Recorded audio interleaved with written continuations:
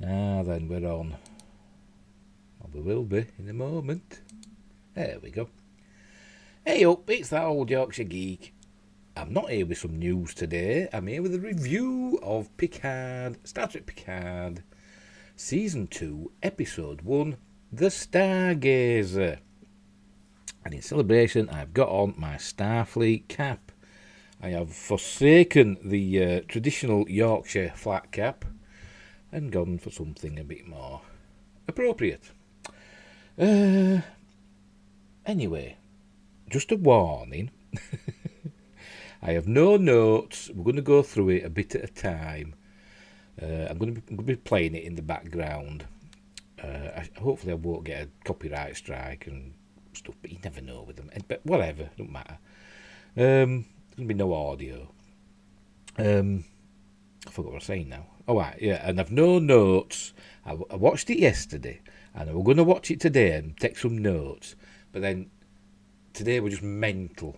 Just things kept interrupting, when I tried to sit down and watch it. So I haven't done. So we're just going to have to go through it and wing it, as they say. It's all right. So what I'll do first, I'll shrink myself down a bit and plop myself down there. And where are we? We'll get that up. Here we go. This should be the video, hopefully. So I'll start playing and we will see what happens. Ba-doom, CBS Studios there. I've put that Starfield on.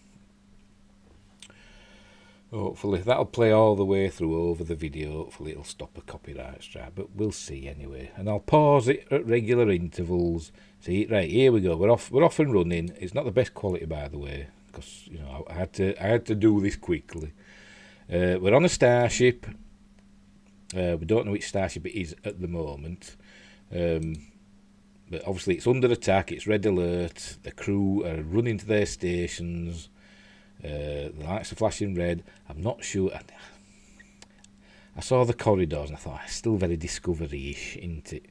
But anyway, it doesn't look very Next Generation style-y, does it, really? But anyway, it's either running to the turbo lift. They're all worried. Even the Vulcan's worried, and he's got a cut. And I'll just pause it again for a minute. Like I said, we don't know what's happening, and this Vulcan looks scared. I know Vulcans are supposed to control. I know they can get scared and have emotions, but he looks a bit peeing himself. And then they opens it on the bridge. People shoot. They're being shot at. Some green energy bolts are hitting them. We find out later they're just being stunned. But people are still hurt because all stuff's blowing up left, right and centre. And there's these tentacles that come shooting into the console. Because, it's Kurtzman Trek. Loves his tentacles, doesn't he? And there's Picard. On the bridge. I said we don't know what ship it is. We find out what it is later. And there's, Alison Pill, who's Dr. Girardi, who is not a murderess anymore. But she still is, in my mind. Anyway, it's all going pear-shaped. Look, they're all there. Look, there's 7 of 9, Alison Pill, there's the captain, whatever he's called, I can't remember his name, got a cigar in his hand. And Captain Picard says, start the auto-destruct, and it does a countdown. There's a bit cut out there because later on it does that, and there's a bit more to it. Anyway, so then we get the opening credits. So we'll spin through the opening credits. No, we won't, because you know what? Because it like spoils it. It spoils the thing. You're not supposed to know who the baddies are all the way, until 3/4 of the way through. And there we go. That's the big bad. It's obvious what sort of ship that is, isn't it? It's a Borg ship. You can tell because it's green and it looks Borgified. Anyway, we'll by the way, there's I'm not counting them, for the producers and stuff. But apparently this season has at least 20 producers. I looked on IMDb and I counted them up for this season, and there seems to be about 20 producers, which is ridiculous. Ridiculous. I don't know how many Classic Trek had, but I don't think it was 20.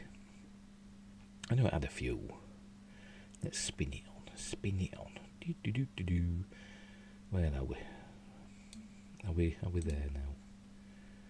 Right, we're nearly there. Ooh, look at that name, Alex Kurtzman. Star Trek Picard. You can't see from my ugly mug. Anyway, not matter. It don't matter. See, Michael Chabon's still getting a producer credit, even though it's got nothing to do with it as far as I know. It's easy money sometimes, isn't it? Easy money. Right, so here we go. We're at Earth. And we're heading down to France. I hope you can hear me, by the way. My microphone works. Yes, it is. Yes, I never thought to check my microphone were working, but yes, it is. Right, we're heading down. We're at the Chateau Picard. And it actually says, I think I've missed it, I don't know. I might have covered it up, but it said Chateau Picard, France, or whatever. And it said 48 hours earlier. So it's 2 days earlier. Which is another ludicrous thing, because as you'll see, the wherever this, it's all kicking off there is obviously less than 2 days travel. It must be a day, because stuff happens, they don't set off straight away. So it's a day's travel away, which maximum warp, which can't be very far, because I think a maximum warp, something like Vulcan, which is, I don't know, it's about, is it 40 light years from Earth, something like that ish. It's like 4 days away, isn't it? 3 days away. So it's reasonably close by.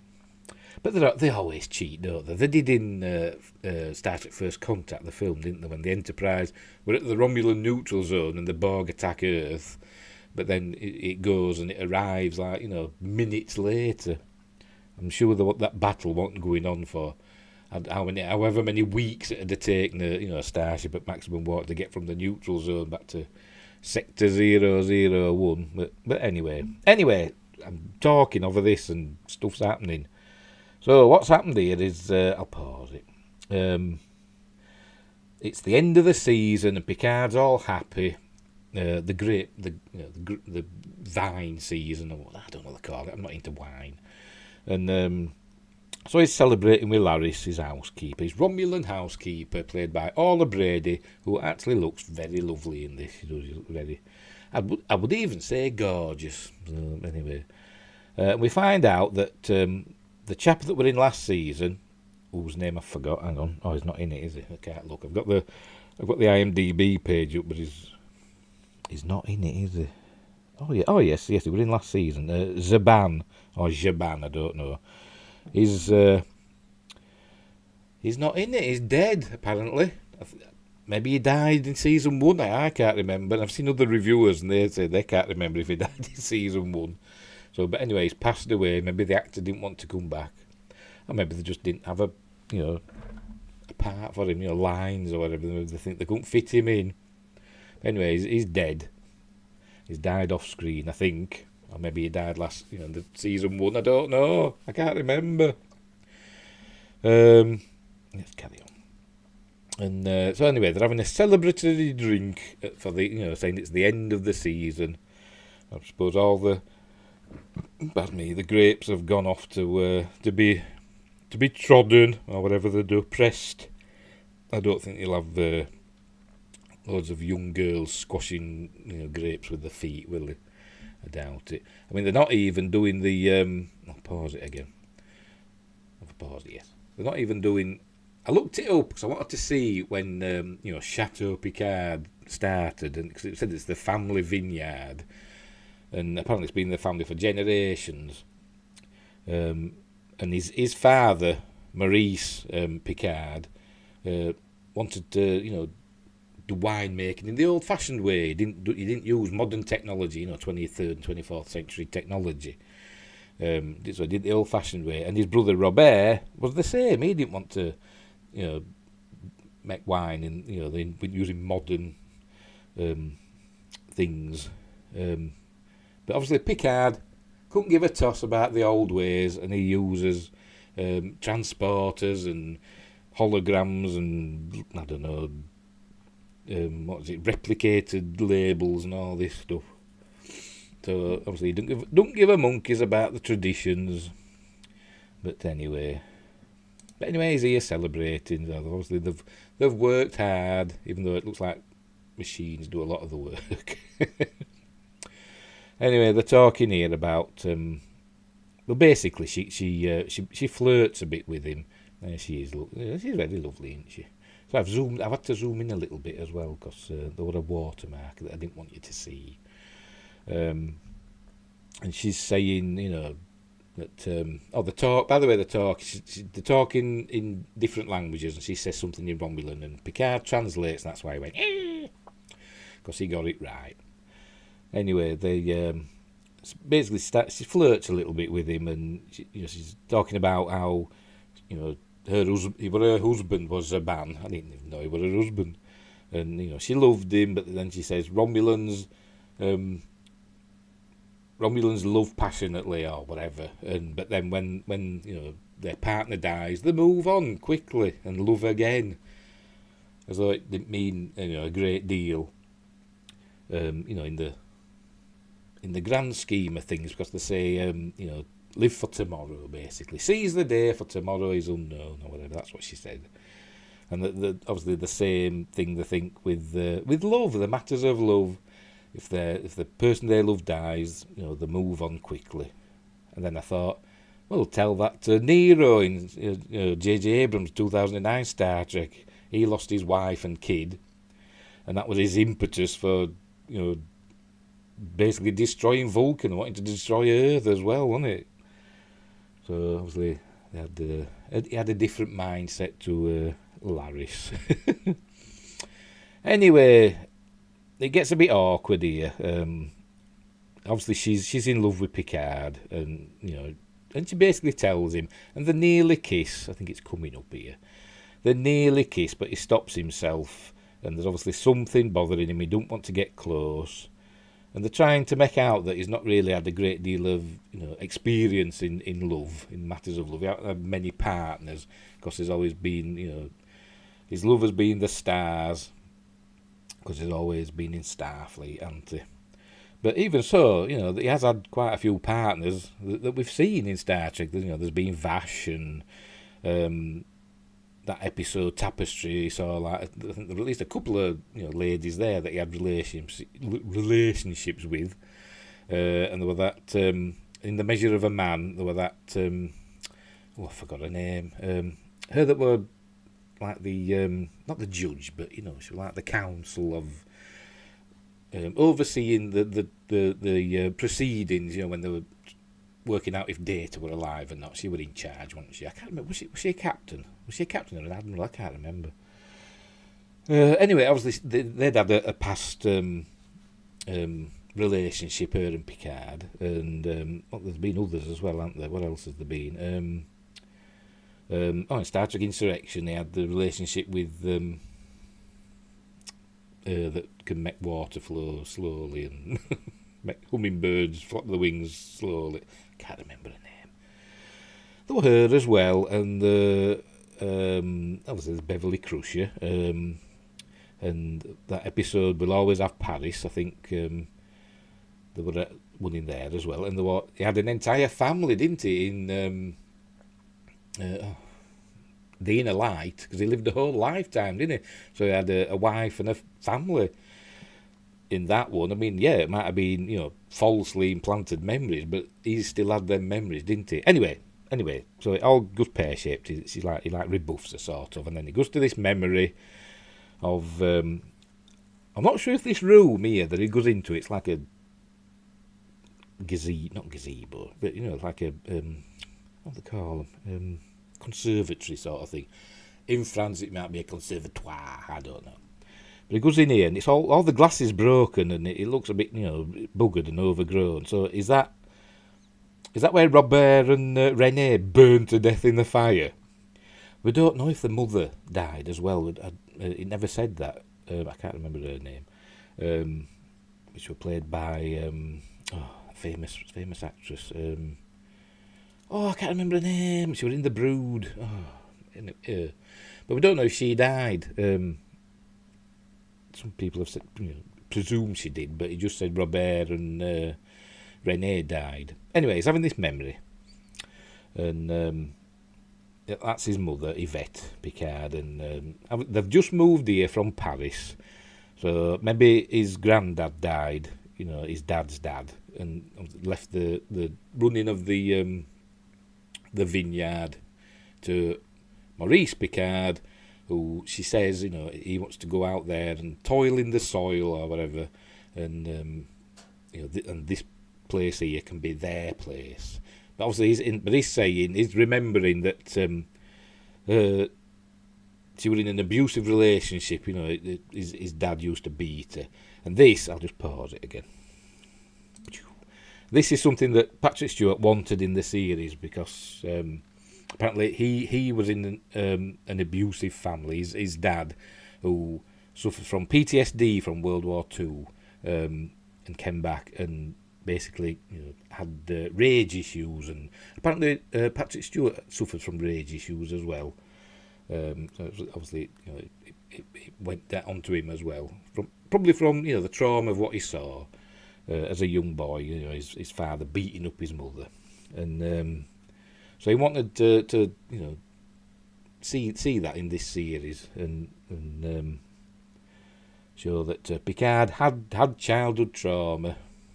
I don't know why we got to see this, but anyway, I'm sure it'll all will become clear. It didn't become clear in episode 1. I'm sure by the time we get to the end, it'll all become clear why he's got this. He's showing us that he's got this childhood trauma. Where else? What else are we? What else? And she's saying, if he sees them arguing, shouting at each other, is just to remember that their voices are so tiny compared to the stars, blah blah blah, and all that. And they're looking up and look. Yeah, she says, look up and look at the stars, and that comes back at the end. Anyway, sorry, you see my stomach gurgling. I do apologise. Anyway, we zoom back from Earth, a bit like the opening sequence of Contact, which is a great film. Which is a bit... they do this, which is like the opening sequence of Contact, and we come across... No, we don't, that's later on, so never mind, I'll say it later. We come across a ship later on, but not this one, that we're going to see in a minute. We come across a ship later on that's... and I'll just pause it again. There we go. Let me go back a bit. We come across a ship that's a Sagan-class ship, who obviously wrote the book Contact, upon which the film is based. Anyway, but that's not this ship. This ship is the USS Avalon, we see. And something's happened there. There's been a big flash, and all its shields are doing, and it's been thrown away. And then it just says, Starfleet Command, USS Avalon, we've detected a spatial anomaly. It's not just detected it, it's like flung them across space, hasn't it? And knackered the shields up. Anyway, we go back to France. And Picard's looking for a book, he can't find it. And then Laris comes in with a cup of tea. I mean, he's a Yorkshire. I know he's supposed to be French, but he's a Yorkshireman. He should have a pot of tea, shouldn't he? A mug. But it's Earl Grey, so it's not a pot of Yorkshire tea, is it? It's Earl Grey. And it seems a bit frosty between them now. She's obviously not very happy with him. Everything's a bit awkward because of the last night when they nearly kissed. And she finds the book for him straight away. And anyways, to go off to Starfleet Command, not Starfleet Command, Starfleet Academy, to basically do a speech. Is to do a speech at Starfleet Academy for new cadets. Or no, cadet. It's a graduation ceremony. It's a graduation ceremony that is to go to.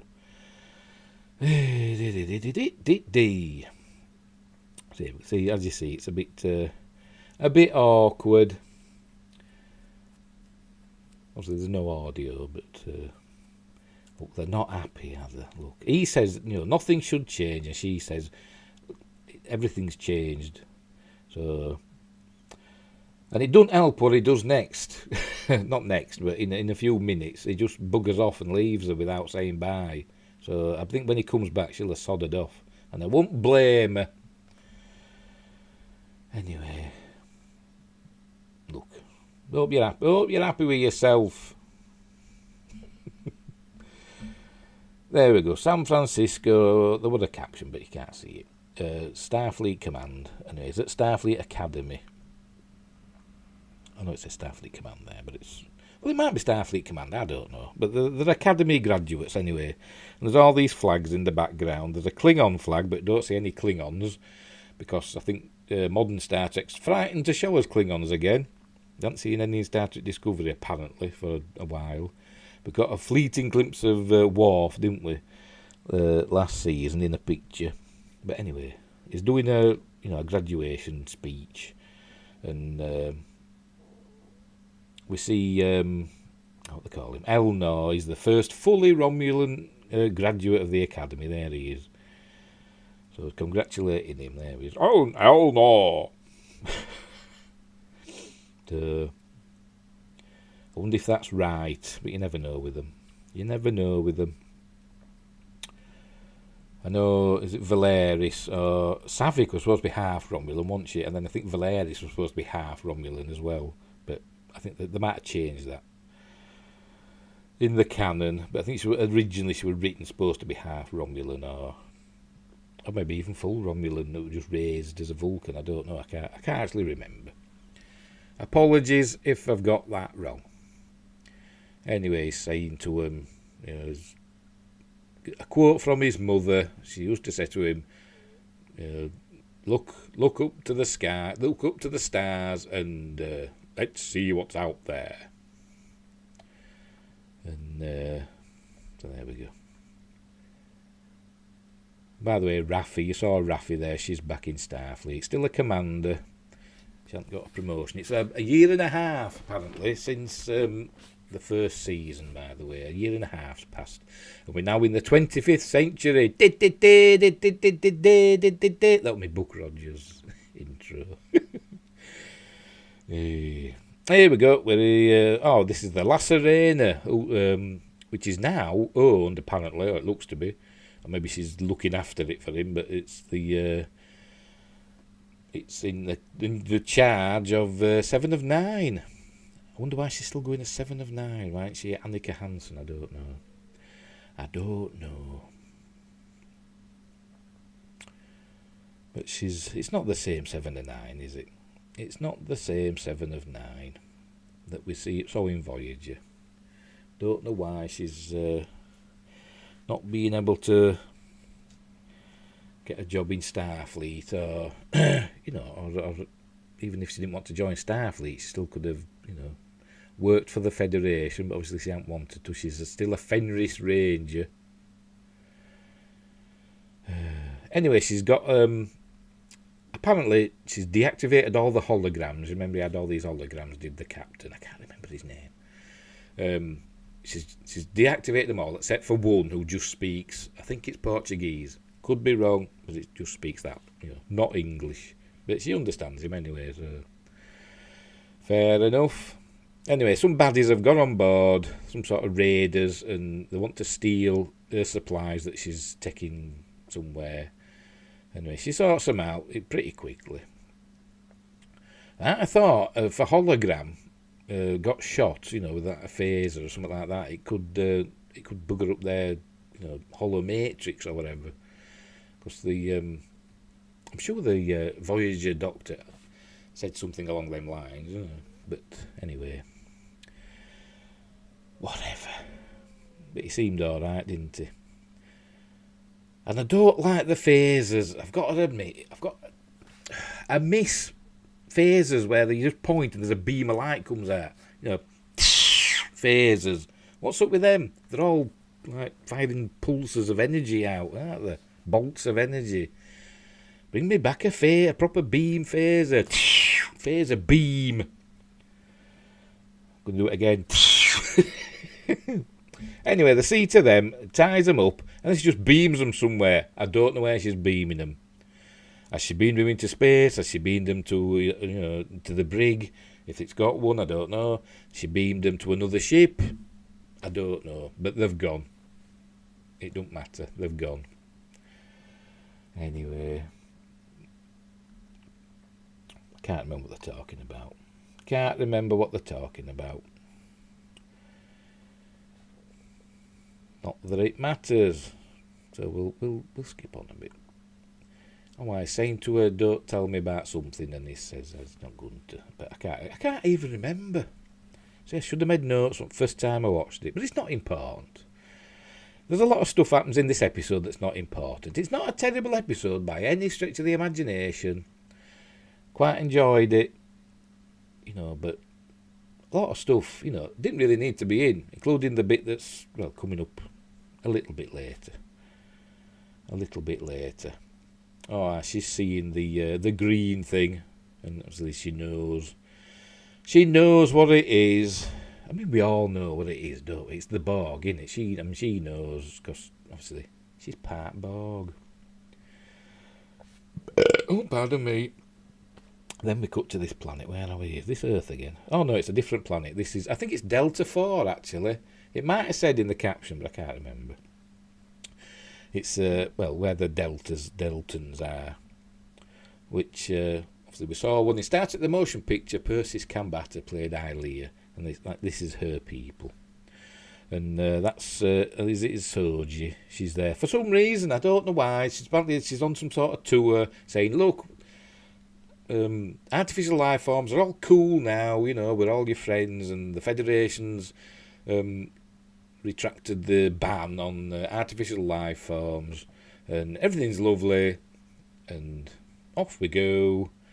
Meanwhile, Alison Pill, Dr. Girardi, is getting pissed, and I don't blame her. Now, is it?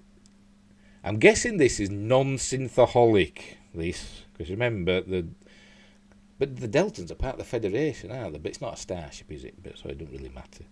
But Data said, not synthahols replaced normal alcohol on starships, but obviously she's not on a starship there. So it must be a non-synthaholic drink, because she stays pissed, basically. She's wobbling about a bit when she goes onto a starship in a minute or two. But obviously with synthahol, the intoxicating effects can be easily waved away or easily got rid of. A hypo spray, I should imagine. Sorted, no hangover. Anyway, and she says here in this, he's flirting with her, and she's saying, she's not very good with relationships, and basically she murdered her last boyfriend, but she got let off because of. What's the word? How did she describe? I'll just pause it again before we get too far ahead. She said she got off, from murdering her last boyfriend because of alien-induced insanity, which is a load of bollocks, really, isn't it? You want alien-induced insanity? She were approached by what she thought was an admiral from Starfleet Intelligence who told her that artificial life forms were going to invade the galaxy and kill all life in the galaxy, and it were all down to what Bruce Maddox, who was her last boyfriend, all down to what he was working on. So she had to kill him, to save the galaxy, which she did. So it wasn't really insanity. It was just she was just persuaded, into taking this action, for the greater good. But, she got off. Insanity. Murderous. Anyway, they're having a chat about something. This is the only time we see Soji in this episode, by the way. So I'm presuming... I don't know. Is she going to be back later on in the season? I don't know. Or is this it for her? I've no idea. We'll have to wait and see.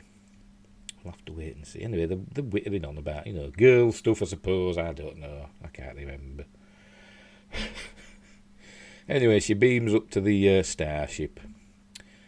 She says, one to beam up. In a minute now. And off she goes. Which is a nice transporter effect. It's reminiscent of the old, Next Generation one. And here she comes wobbling onto the bridge a bit. No, she's a little bit wobbly. She flops down into this chair here, as though she's a bit K-eyed, as they say. And this is the captain. I can't remember. What is his name? Hang on, let me look him up. Aye, Captain Rios, that's it. Aye, Cristobal Rios. Chris. He's the captain of this starship. There's a familiar shape there. Maybe you know what it is. It's the title of the bleeding episode. Yes, it's the USS Stargazer. It's there on the bridge with a bloody cigar in his hand. I don't know if it's lit or not. I presume it's lit. But, as the captain, I suppose he can do what he wants. Even though, Gene Roddenberry, wouldn't allow smoking on starships. Anyway, I think this is a window, not a view screen. I mean, it shows it front in a minute, and it looks to me like it's a window. Here we go. Here's the Stargazer. It's a new one, obviously. It's 828. I can't read it. But this is a Sagan class ship, apparently, and it does look very nice. Apart from I think it's a window on the bridge. It's gone past now, and the nacelles are a little bit too long. They're a little bit Discovery-ish. But apart from that, it looks nice. It looks nice. And also this, when it goes to warp, they could have done that, and then there could have been a little pause, and then the flash, just to make it like the Next Generation. I mean, they don't have to do all this 25% different nonsense now, do they? Because Viacom CBS is all the same thing now. So, they can do whatever they want, basically, can't they? Anyway, where are we now? Oh, we're in, that's San Francisco, isn't it? So we're back at Starfleet. Yeah, we're back at Starfleet Command Academy, whatever. Command. And here's several ships. There's the USS Hikaru Sulu and the USS Grissom. And I think we hear about the USS Excelsior as well. And he's talking to her again. They're talking about 7 of 9, because at the end of last season they decided that they were going to make them, put them in a relationship together, Raffi and 7 of 9. It showed them holding hands, didn't it? But then they're saying, obviously it hasn't worked out because she's there, 7 of 9's, elsewhere. Long distance relationships don't work out. So it was pointless, basically, wasn't it? And it was pointless anyway. It was just there. It was a tick box. It was a tick box. We've got to have a gay relationship. Tick box. There we go. Sorted. Excuse me, I'm going to ban me. I need a drink of water. I'll just have a drink while they're waffling. Anyway, what else? He goes to see Elnor in a minute. Elnor's, there he is looking at some displays, and it's showing old starships. There's the Excelsior and there's the original Stargazer. You can't really make it out here, but you can, You just have to watch it, won't you?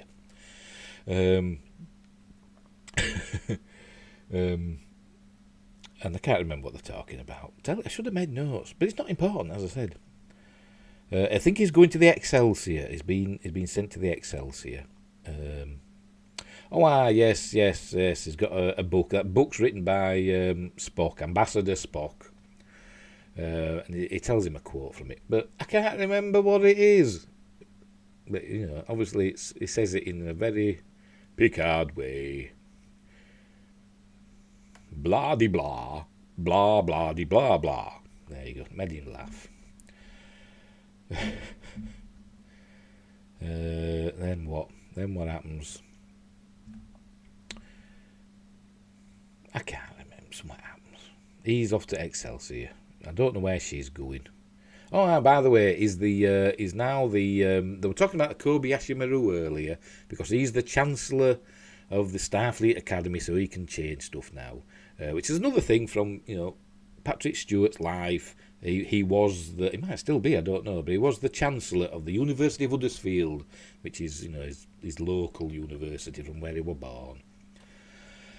Which ain't far from me. I'm in that general area. Anyway, he sods off back home. There's having a quick look. Is that the Stargazer? There we go. USS Stargazer, the original one. It's a Constellation class from the olden days. His first commander, that's the new one, the Sagan class Stargazer, which has a similar registry. I think it's the same last 4 digits, but they've stuck an 8 at front. Instead of giving it like an A or a B or whatever, they've given it a number at front instead of a prefix letter, suffix letter, whatever. Anyway, they're here at this. They're getting a signal through from this anomaly, and she decodes it. They're all that being serious.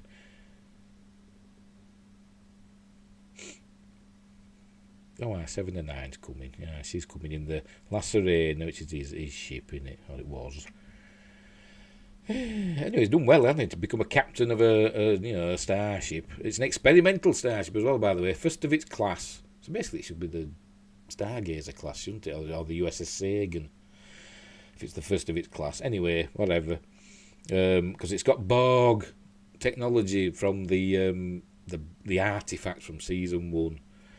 So that'll come into it as well later. Anyway, she goes. Look, she's still Caroline. Look, she's falling over. Get her to sick bay. Give her unless it's not synthahol, obviously. But I digress. As usual. And the walking and stuff. And she's, I'm still pissed, but I can sort this out. Anyway, it turns out it's a call for help. It's saying, help us, Picard. So somebody's asking for Picard by name. Hey.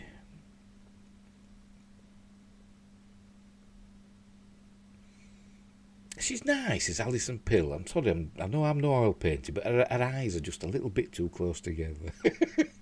Maybe that's why I call her a murderess. I find her a little bit shifty. I'm sorry. I don't mean anything by it. Obviously, I'm no oil painting.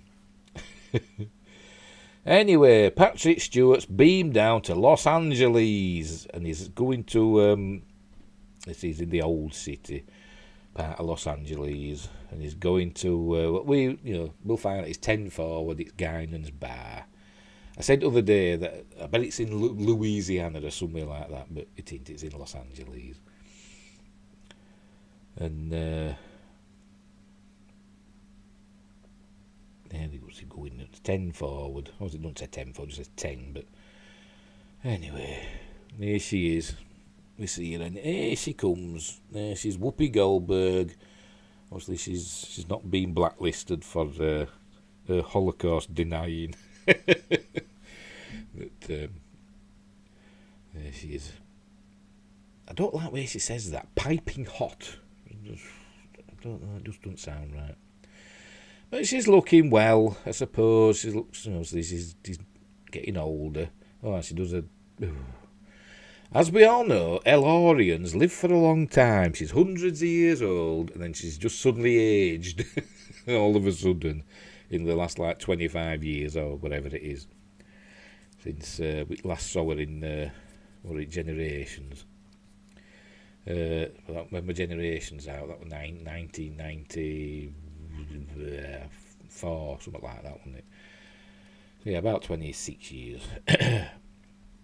And 28 years. Oh, whatever. Anyway, as I say, she's looking a bit portly now, isn't she? A bit matronly now, is Guinan. And she says... I'll just pause it a minute. There we go. And she says...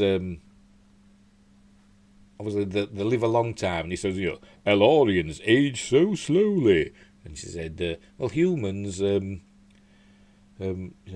like being reminded of their mortality. So she's aged herself up. She's chosen to look older. Thought, they can do that? I don't know. So did Soren, did he choose to look old? Or was he just a very old Elorian? I don't know, but anyway, that's in Generations. Anyway, she's chosen to look old, and as we see later on, there's another character who also chooses to look old, which is done very much better, and maybe they should have done something like that for Guinan, but they didn't. She's just chosen to look old. Or maybe, maybe it's similar to what this other character does, which we'll see later. Because we know Guinan has some sort of powers, that even the Q Continuum are wary of. So, anyway, they get talking, and, see, he's come with a bottle of wine, he owns a bloody vineyard, he comes with a bottle of wine. Maybe he's got case out in his van. Maybe I know he beamed in, but he should have beamed in a case. Shouldn't he? A case of wine for her. I said, there you have, Gaiden, the latest vintage, 2401, because that's the year now. We're in the 25th century, 2401. Anyway, she says, obviously you've come here for a reason. Oh, why I'm going Roger Moore? Can't I just come and see an old friend? He says, well, yeah, but that's not the reason you're here. So they're drinking Saurian brandy, and they're knocking him back. Don't know if it'll affect him. He's a robot, remember. It's not been mentioned yet, as far as I know. I don't think it has. She mentions that he knows about dying, but, he's almost died a few times, hasn't he? And he has died, actually, hasn't he? He's got an heart. When he was human, he had an artificial heart because he got stabbed through the heart by a Nautigan, so he technically died then. But they got an artificial heart in just in time. And then something went wrong with his heart, didn't it? And in the episode Tapestry, and so he basically died then, didn't he? More or less. And Q showed him, the road not taken, which we'll see later. They're just ripping off past episodes of Next Generation and Star Trek 4 and First Contact. But I'm getting ahead of myself. What was I saying? I forgot what I was saying. Oh, yeah. So, is the drink affecting him? I don't know. Because they've not mentioned he's no longer human. She does mention that synthetic and stuff like that, but it's glossed over. And then it's kind of gone on about, he's never found love. It's mentioned that again, and that he's scared of getting close to people. But we know he's supposed to be close to Guy, and it goes beyond family, beyond friendship, whatever that means. But again, it's not gone into here. Anyway, it's something. He buggers off. I mean, this whole bit could have been, they didn't need this part. It's been pointless, really. Because he goes back home, beams home after leaving a bottle of wine, and he goes back to La Barre. Don't forget, it's not just Chateau Picard. It's in La Barre, France. I think they forgot that. Because it's not really a chateau, is it? It's called Chateau Picard, and a chateau is a castle, isn't it? That's what it's French for castle. It's not a castle, is it? Anyway, but I'm not French, so I don't know. He's going to get K-lied, but he probably won't. He's probably just got a little plate like Data. Data could eat and drink, couldn't he? But couldn't enjoy it, could he? So it's gone into a little receptacle that he probably just empties out later. Anyway, what's happening here? Oh, we're back at Chateau Picard, even though it's not. And an Admiral's arrived. Admiral, I can't remember her name. April, somebody or other. I can't remember. Did it say? Look on me thing. There's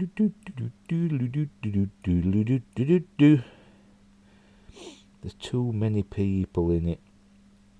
Be right down at the bottom. Anyway, she's an admiral. She's come to see him. She's telling him about this anomaly that they found, and it's asking for him by name, basically.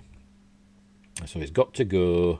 Remember, it was 48 hours earlier, and he's been to Starfleet, done a speech and all this. So it's probably a day and a half later now. Well, if all it's happened in the day, because it's night time now, isn't it? It was night time when it started, because they just finished, hadn't they? Just settling down, and it was dusk, and and it was night time, and so a whole day's gone by now, and now it's night time again. So it takes a day, less than a day, to get from Earth to where the anomaly is. I don't know if she says that. If she says it's a day away, I doubt it, because they don't care. They don't care. I'm looking to see if I can find a name. Too many names. I mean, I read it other day, didn't I? There were them pictures and it said the name and I've forgotten. I'm hopeless. I'm hopeless, me. Anyway.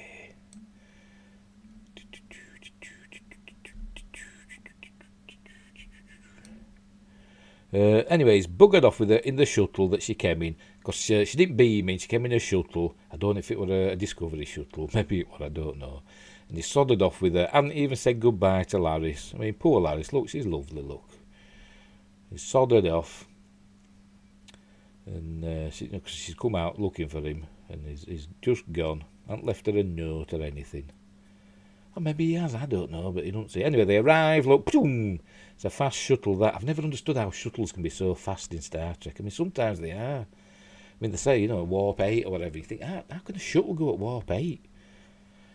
You wouldn't think so. Maybe if it could, it wouldn't be for long, would it? It's only a tiny little warp engine, haven't they? Warp core. Anyway, he arrives, look, and an admiral arrives, and he greeted on board. They're in whatever, the thing. No, 7 of 9 greets him. Basically she's like a marshal from the Wild West, isn't she? A Fenric Ranger walking about with a swagger and a pistol in a holster. Should have had, an officer greet him, shouldn't they? But anyway, they're all standing to attention as he walks past. And she's on about how they're wary of her because she was Borg. So they're going about, how the Borg are still feared. Which is fair enough, I suppose. But then later on, in a few minutes, Girardi says the Borg have been decimated, which they don't mean the literal meaning of decimated, they mean, more or less destroyed. I think they think because it starts with des. It's the same, it's technically. But they've been hobbled, haven't they, the Borg. I'm presuming from after, the final episode of Voyager when they basically take down the transwarp network, don't they? And kill the Queen, don't they? So obviously we see a new Queen. Spoilers, it's coming up. Anyway, they're there. He's there up bridge, and he says, he'll talk to him then. So he says, I am Jean-Luc Picard. What do you want? And they get an answer. Here she is. Is she sobered up yet? I don't know. I should say to her, your breath stinks. Not a mint. I can smell the booze on you. But no, they're being diplomatic. See, I think it's a window. It's a window. And should be a view screen. Should be a view screen. Not because I don't like windows, but it's always been view screens, hasn't it? So why I suddenly go to windows? There's Princess just arriving. Just run past it. Doors coming up and behind me, look. Oh, pardon me. Right, anyway, where were we? This is talking, saying, I'm Captain Picard. Not Captain, Admiral Picard. I'm Jean-Luc Picard. What do you want? And they get a reply. All goes doolally, look, remember it's got Borg technology in the ship. Maybe they knew that ship had come. I don't know. Maybe it's a trap. I don't know. How did the Borg know that they'd send that particular ship, which is the first of its kind and have Borg technology in? But obviously we know Voyager had Borg technology in, didn't it? They kept a lot of Borg circuits and stuff in, didn't they? Anyway, it says they back us off, but they seem to go a bit closer, but which don't really make sense. Anyway, they say that it comes out, they want help, and they say they will send an emissary, and they will send their queen, and there it comes. The ship comes out. Look, it's obviously a Borg ship, a type of Borg ship we've never seen before, but we know they've got different sorts of ships. And obviously 7 of 9, don't like this. She says, the Borg assimilate, they destroy cultures, they destroy, worlds and subjugate people. And what's happening here? Oh, loads more starships appear. Look, hey, and we see some nice ones. I'm sure there's a it looks like a gone now. like a Galaxy class, and I think I saw a Sovereign class and a Nebula class and some others as well. So it was nice to see some traditional starships. Anyway, they're talking here, and Picard and Girardi, Alison Pill, they seem, they want to talk to the Borg. They want to give them benefit of the doubt. But Seven of Nine's having nothing of it. She's saying, that it's a trap, basically. They're going to pretend to be as friends, and then they'll destroy us. We should destroy this ship. If we destroy this ship, it's just one Borg ship. But if we don't, the entire Federation could be lost. That's what they're saying. Also, it's what 7 and 9's saying. But Girardi and Picard are uncertain as to what to do. But, in the end, it's up to... I know Picard's the ranking officer, but it's Rios' ship, isn't it? So it's up to him, basically. He should do what's right for his crew. Anyway, they're still at red alert, obviously, because there's red lights flashing. This is 7 of 9, getting cross. Oh, Alison Pill, Girardi says, this could be the greatest ally we've ever had, the Federation's ever had. The Borg? I mean, bloody hell. I'm getting like Kirk out. Don't trust them. Don't believe them. Then she'd say, they're dying. Let them die. Anyway, they go back onto the bridge. And they're going to try and beam... Yeah, they're going to try and beam a representative. I think they say it's the Queen. We'll send our Queen. They'll try and beam it onto the bridge. You actually see a beam come from the Borg ship. It's trying to...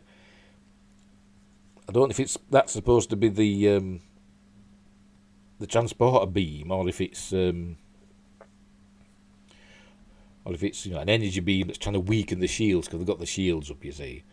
So they can't beam through the shields, obviously. So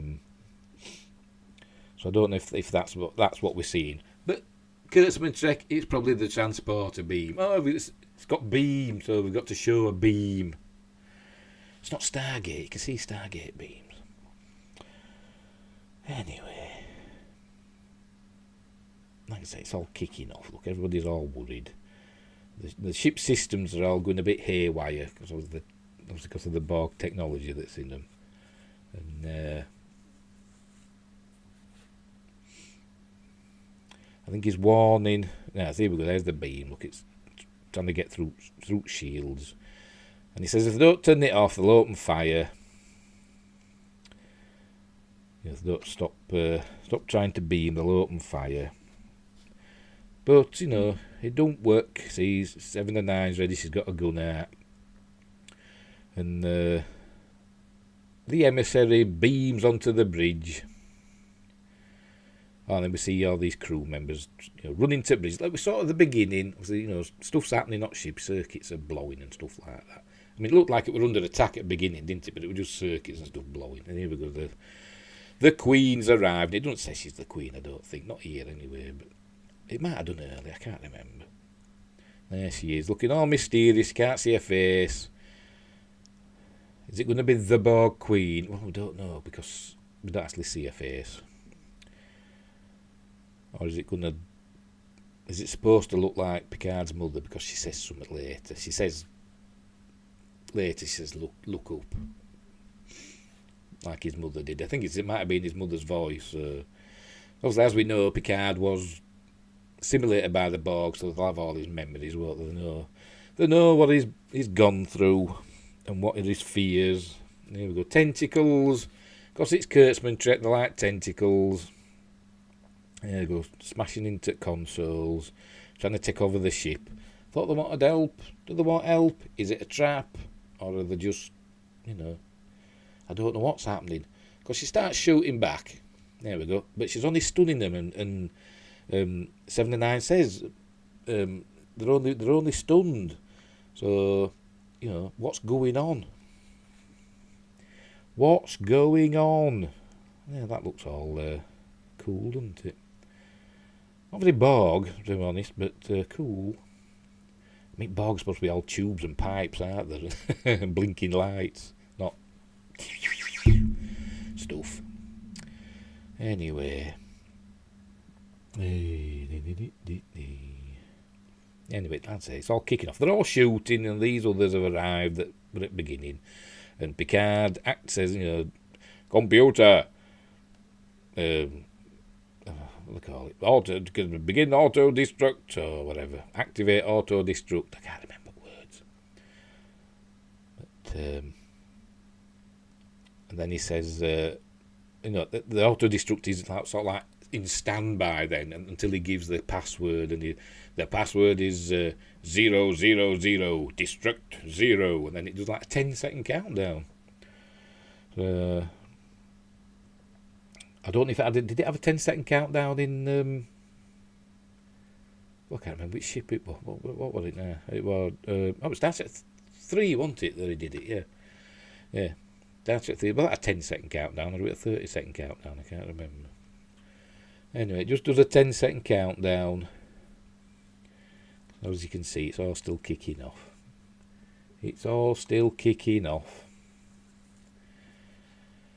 Hey, look, ooh, blown away. Then he does the looks all going wrong. So he thinks, I've got no choice. He does the, authorization, Picard, 000, destruct 0, and then it does 10, 9, 8, 7, 6, 5, 4, 3, 2, 1. But not as fast as that.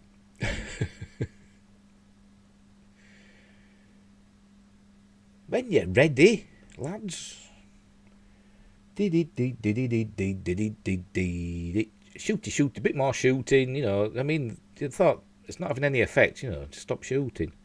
If only they had a Klingon there, with that Worf with his blade that he used in First Contact, he'd have run over and stabbed her, chopped her head off.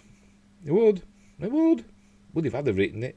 And this way she says, look up, and then I think it's his mother's voice, and look at his face, look up, and then boom, the Stargazer explodes.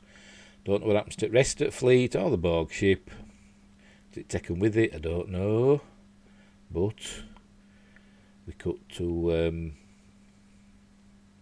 it's ready. There we go. Picard's eye. Another contact thing, because they did that in Contact as well, didn't they? The stars came out of somebody's eye. There's looking up, there's something going on there in the sky. Is it a shield? Like that planet, didn't they, where they had like a grid of a network of satellites that created a planetary shield, didn't it? Obviously, he's back in France, back in Le Bar. He's got a new badge there, look. And don't know what's going on. Should be dead. Ship blew up. The windows changed. There's no painting on the glass. Still broken though, it looks. So what's going on? Oh, look, I'm all shaky because he's. Is he still a robot? I've just thought of that. Or is because something's happened? Obviously, is he now a human again? I don't know. Don't tell us. Anyway, he goes looking for Laris. There's a lot of slowness, isn't there? Look, all this stuff, pullbacks and stuff, instead of just getting on with it. When it's, 55 minutes, and there's a little bit at end, like a couple of minutes at end, so it's like 50 minutes, but I could have got away with 42 minutes, which is the usual length in a Star Trek episode. Anyway, he's looking for Laris, but I see he's a painting of himself, looking very militaristic, and looks like there's a battle going on in the background. There's all flames and stuff, so it's very Mirror Universe-like, innit? Black uniform. He ain't got a goatee like mine. It's about a shave, well, a trim. Anyway, there's looking for Laris. Laris, where are you? But then one of them robots, androids, appears that we saw in season 1 that destroyed everything on Mars, didn't they? He asked, and he said, "Where's Laris?" And then he says, "Oh, Laris is a Romulan name that means something or other, dawn or something. I don't know." But then another voice is heard, and it's Our old friend. Go on, turn round then. No. Mon Capitan, it's Q, young look. It's young Q. Yeah, then he says, I'll catch up. You grow old, Picard, I'll catch up. He clicks his fingers and makes himself look old, which is really good. Better than the Whoopi Goldberg explanation. Anyway, saying, the trial never ended, and this is the road not taken. So, there we go.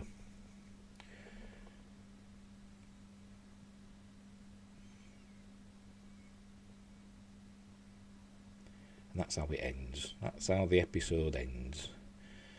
Is that how he says, this is the road not taken, and then we go to this season. We won't watch that because that's just what's coming this season. So anyway, so there we go. Like I said, didn't hate the episode.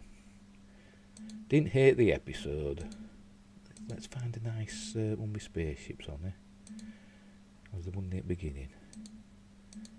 See if we can find one. There's a background.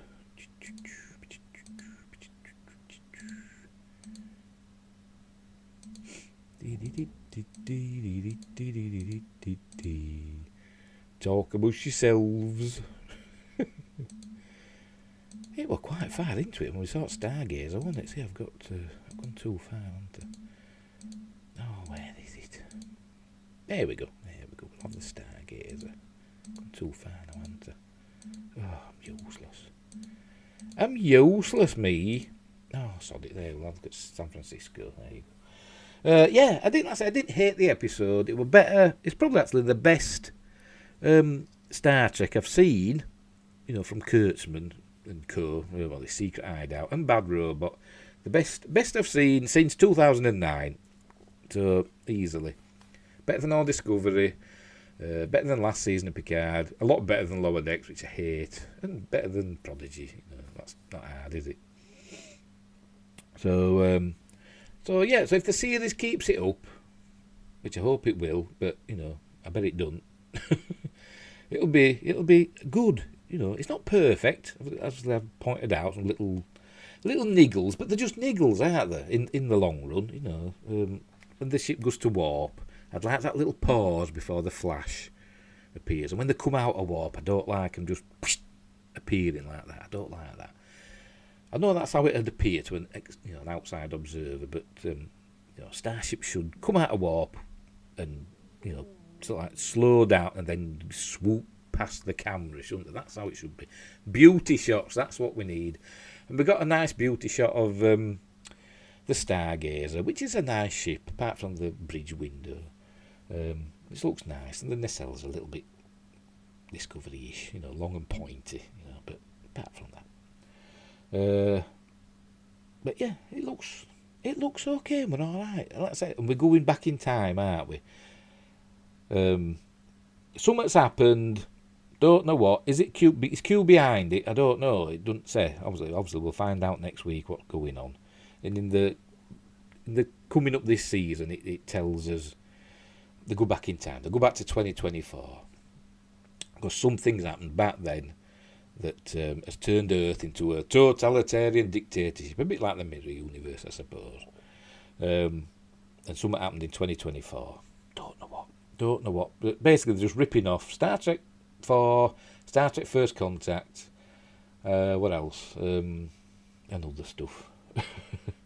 Deep Space Nine went back to 21st century Earth, didn't it? What else? But anyway, so yeah, it's okay so far. So we'll see you next week what episode 2's like. I didn't hate it. I didn't love it either. It's okay, which I suppose is high praise for Kurtzman Trek. So we'll see what happens next week. Anyway, so we'll leave it there. I know I'm not leaping about, singing joyous praise. We'll get rid of that because I'm fed up with singing it. Yeah, I'll get rid of that. I'll make myself big.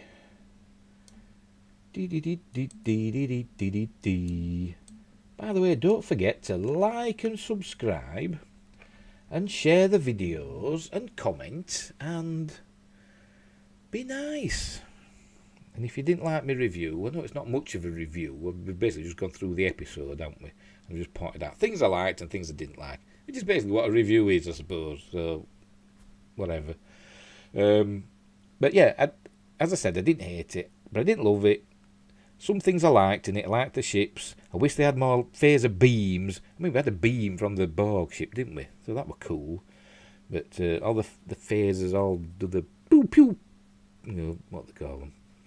Like the rifles from Voyager and that, they fired bolts, didn't they?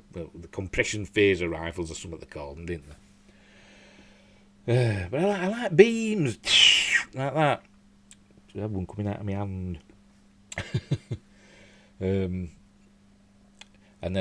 I dread to see if we ever see a starship at warp. I don't know if we're going to... Is it going to be proper warp? Like Next Generation warp speed? Like we saw on the video, you know, the stars streaking past. Or is it going to be Doctor Who warpy that we saw on Discovery? That we see on Discovery and on, you know, J.J. Abrams' Trek. I don't know. We'll see. I bet it's horrible warp. But at least we haven't got them horrible robots like they've got in Discovery. You know, them little robots that repair the ship. At least we haven't seen any of them, which is a bonus because I hate them. But I'm thinking about Discovery and I don't watch that. So anyway, so I'm going to watch episode 2 next week, and it'll be okay. I hope.